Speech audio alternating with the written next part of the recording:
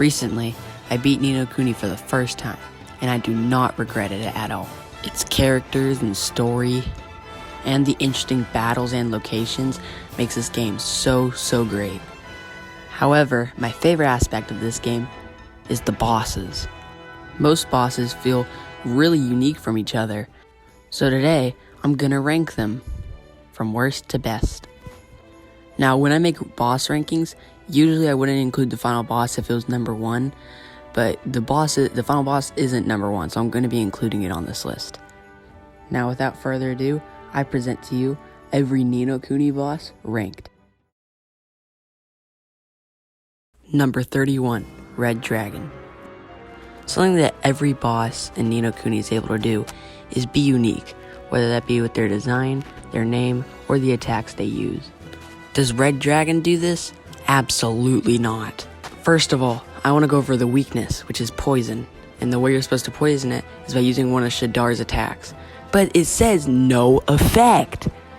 Other than that though, this boss is just not unique. It's a dragon in a mythical world with a bunch of unique monsters. They chose a dragon as one of the bosses.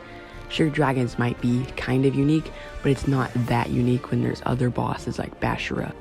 Also, they can't even make the name unique. It's just Red Dragon. That's not even unique. Out of every boss in the game, this is the only non-unique one. So that's why it has to take this spot. Number 30, Apep, King of Cobras. As you go through whatever this dungeon is called, this boss is built up as something that's going to be like really difficult to beat. But is it? No, not really. First of all, to weaken the boss, you have to use one of Oliver's spells, which is Burden, to make it just slow down, which is so disappointing. At least Red Dragon had an interesting weakness. Okay, but unlike Red Dragon's weakness, Burden actually works. Also, since it's built up as this huge foe, it's going to be so difficult, and it being really easy, it's just so disappointing. It's not great.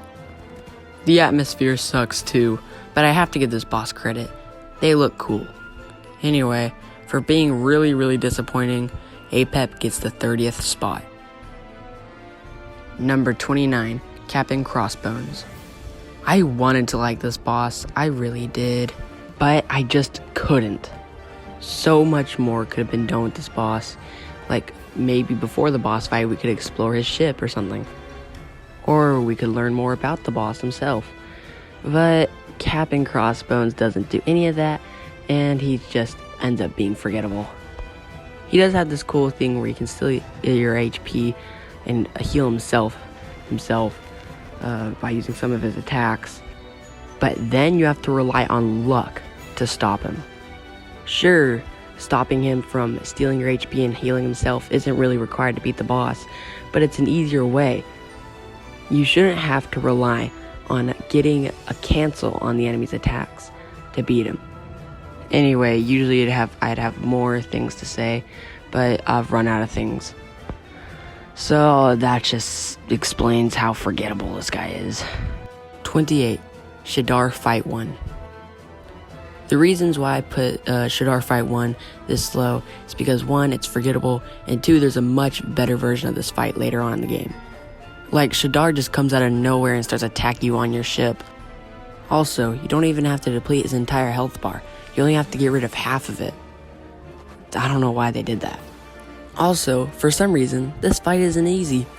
I don't know what this fight's for, but they could have made it just a bit easier, especially since you just got Swain. Anyway, that's all I want to talk about this guy. And also, now we're done with all the bad bosses in the game. Now let's go to the mediocre ones. 27, Swain's Nightmare.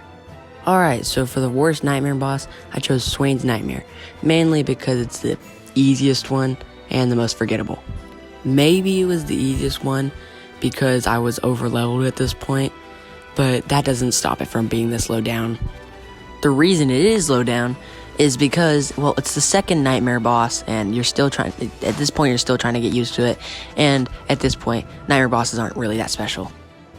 However, something I can give this boss is that the battle arena looks really cool. but that goes with every nightmare boss because it's the exact same thing every time. Anyway, let's move on before I say the word nightmare again. 26. Gallus. Alright, for another controversial take, Gallus is this low down because he's kind of boring. I mean, he is built up throughout the game, which I'll give him that, but he just comes out of nowhere, and the boss isn't really that fun anyway. Also, the battle arena is really, really bland. This is how I feel about all the battles inside of the White Witch's castle, or whatever it was called, besides the final battle. He does have this cool gimmick where whatever aura he has around him, that's what type of attack you'll use, and you just have to use the opposite kind of attack to do more damage against him, which is pretty cool. But I do wish it weren't most of his attacks.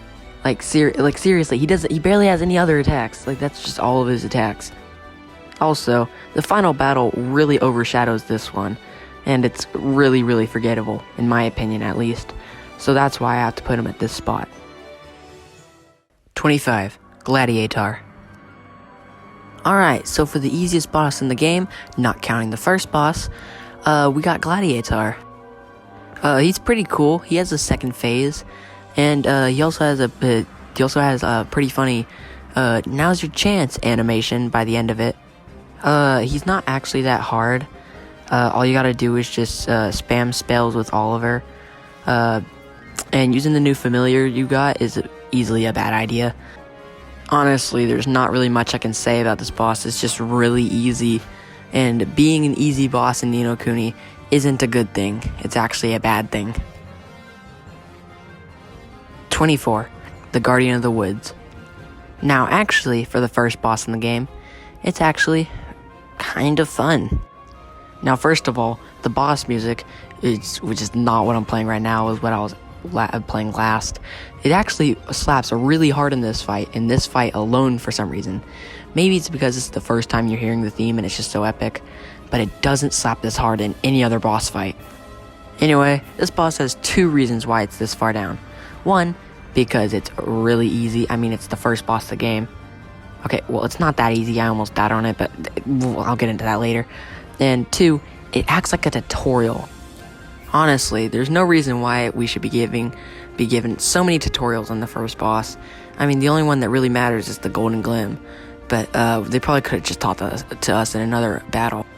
Also, it does provide a bit of a challenge for any newcomers to the game, like me, which is actually pretty nice because I kind of like hard games, and that's how I almost died to this boss. Anyway, that's about all I'm contractually obligated to say about this boss. Now time to go back to never speaking about it again. 23. Rusty's Nightmare.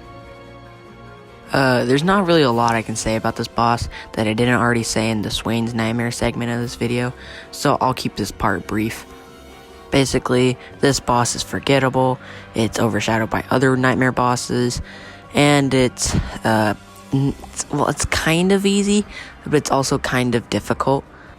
A lot like Gladiator, the best strategy that I could think of was just spamming this Oliver spells on him and just waiting for the blue glims.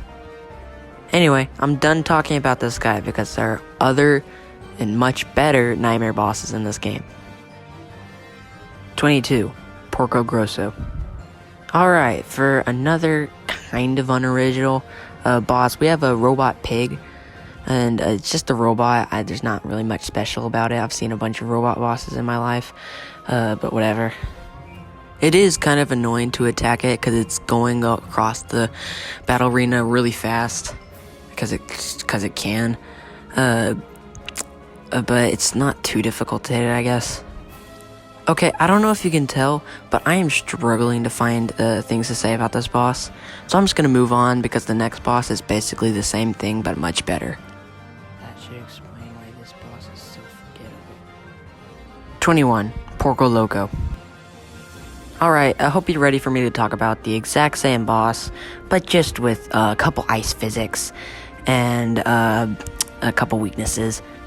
Unlike King Tom and Queen Lola, this boss is really unoriginal because it's already been done before. Like they're not even hiding it. Again, there's not really much for me to say, except that this boss is ice, I guess, or something like that, and ice doesn't do that much damage against them, and lightning does a lot, just like Porco Grosso.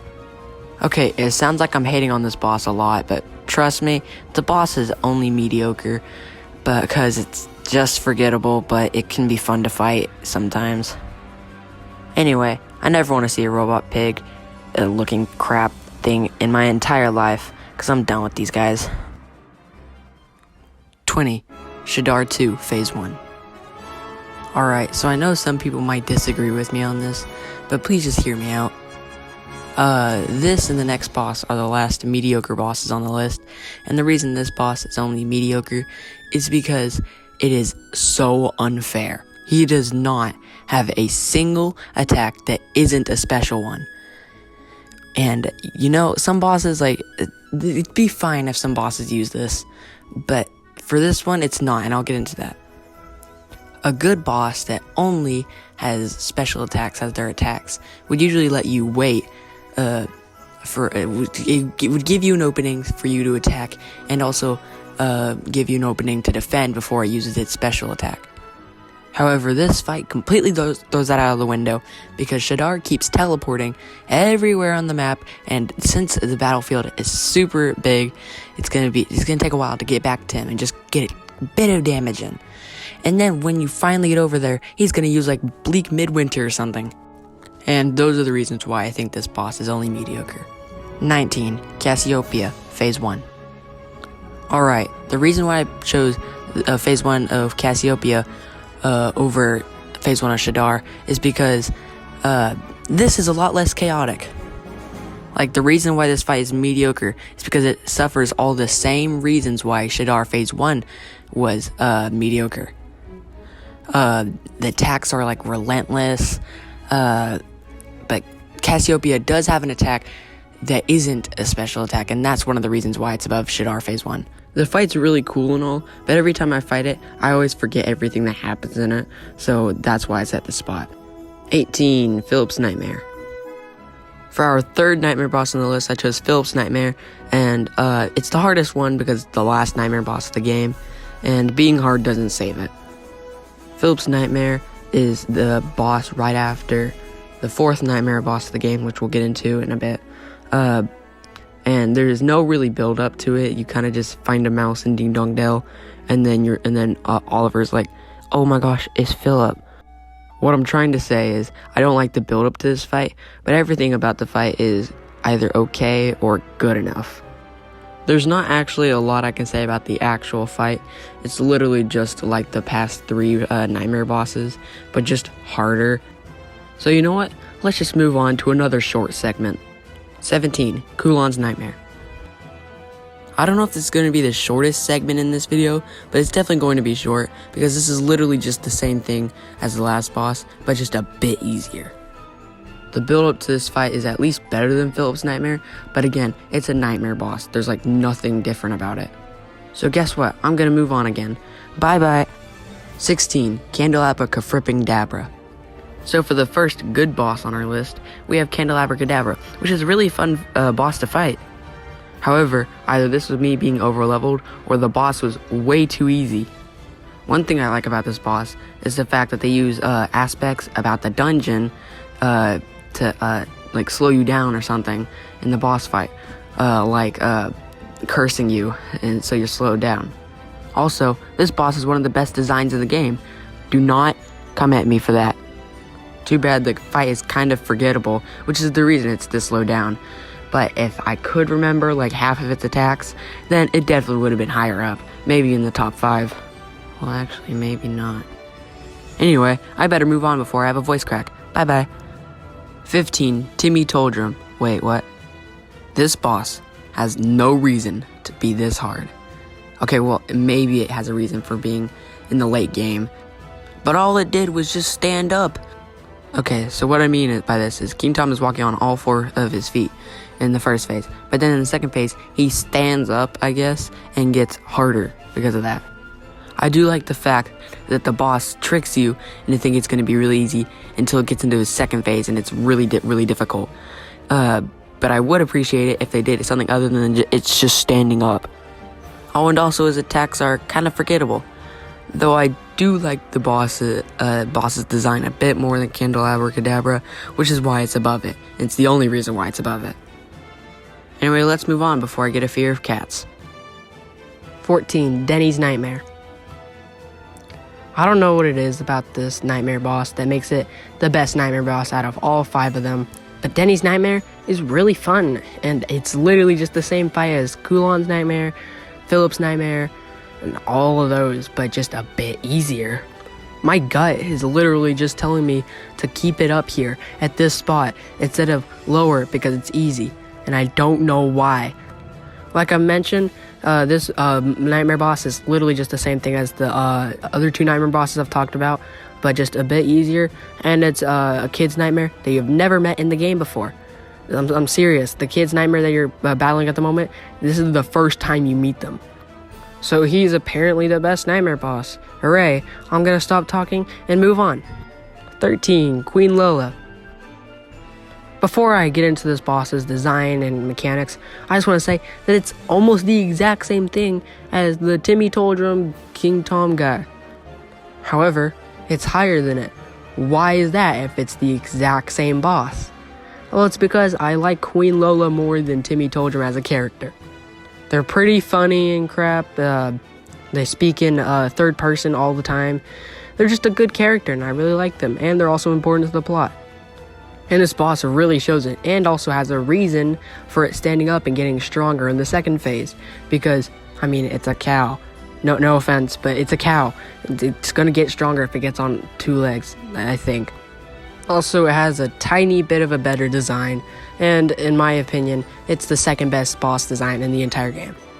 And so Queen Lola gets 13th place. Let's move on, shall we? 12. Vileheart. For the most interesting boss on this list, we have Vileheart, and I don't actually remember half of his attacks.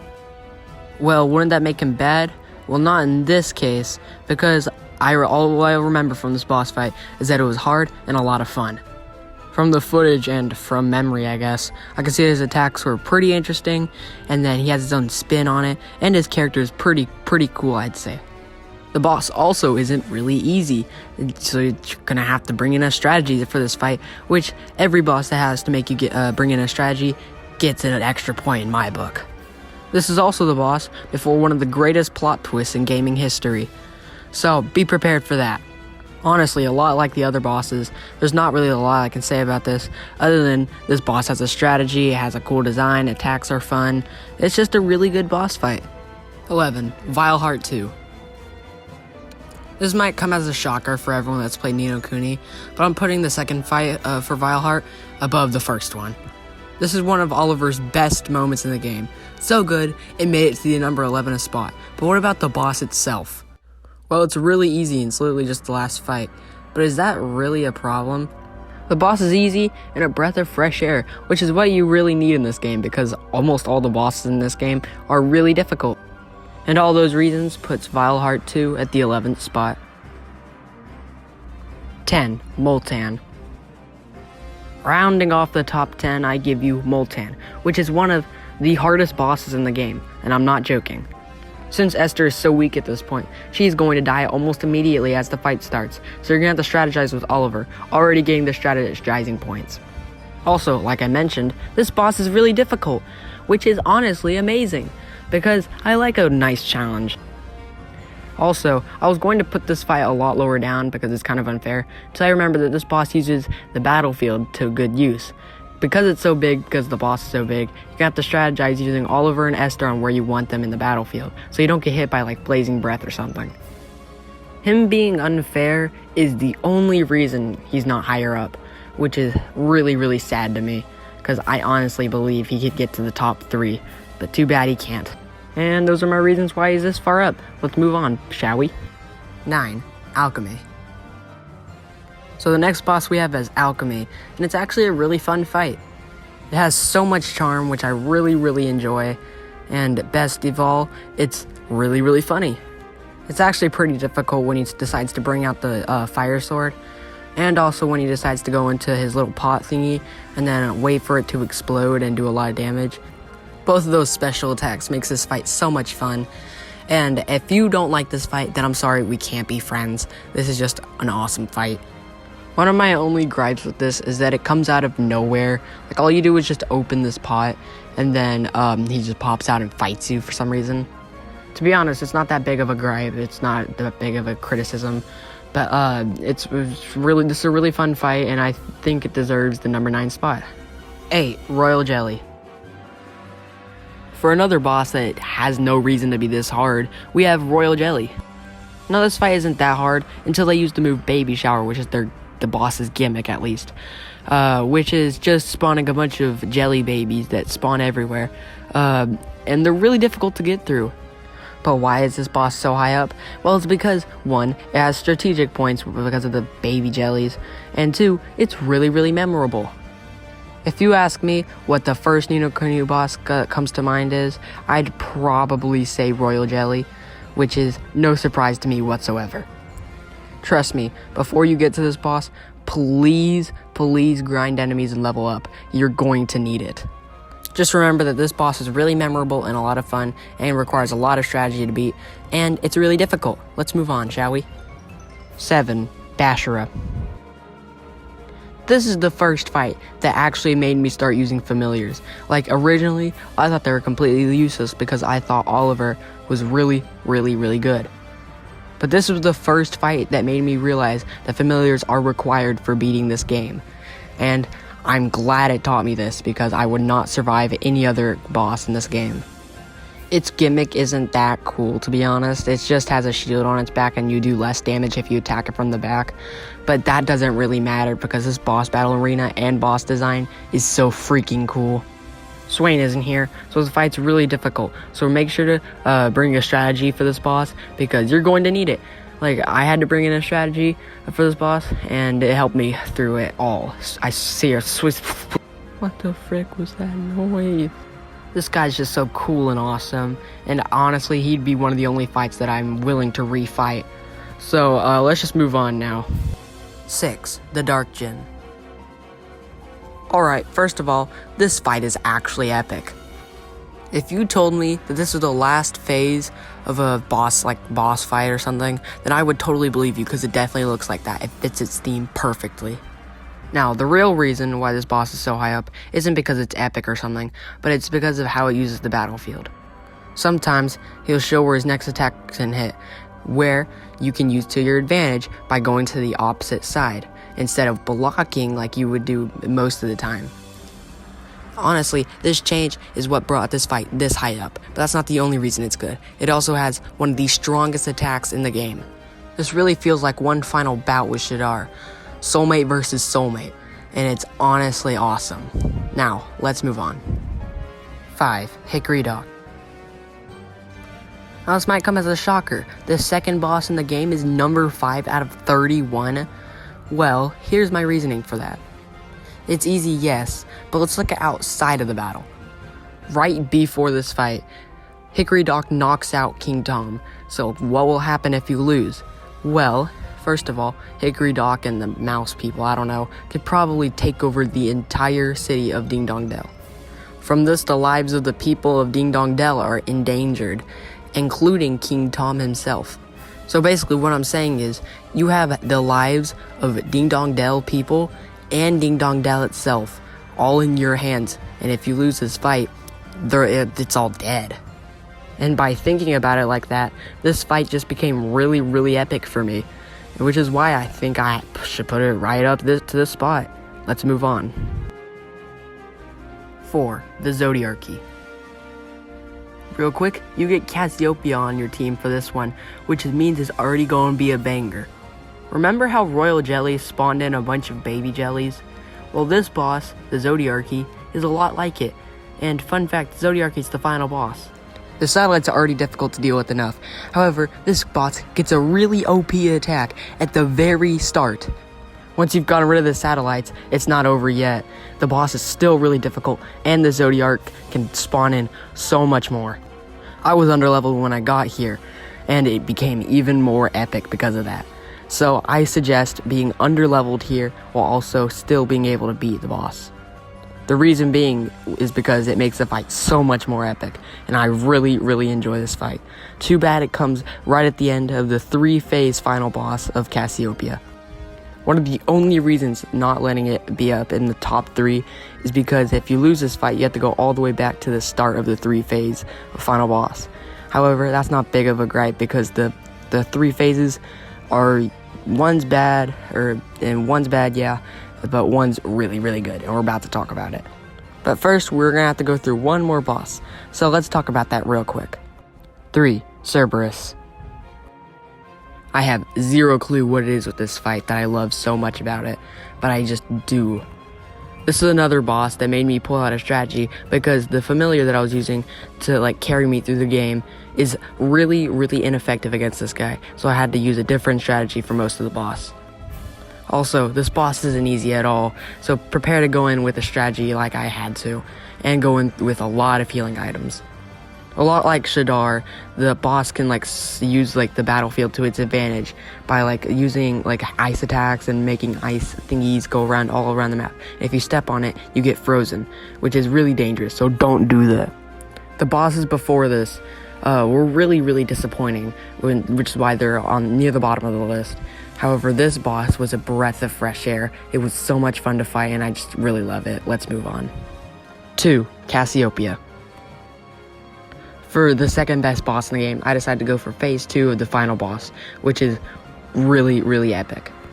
If I had to choose a hardest fight in the game, it probably wouldn't be this, but this would be really close to it.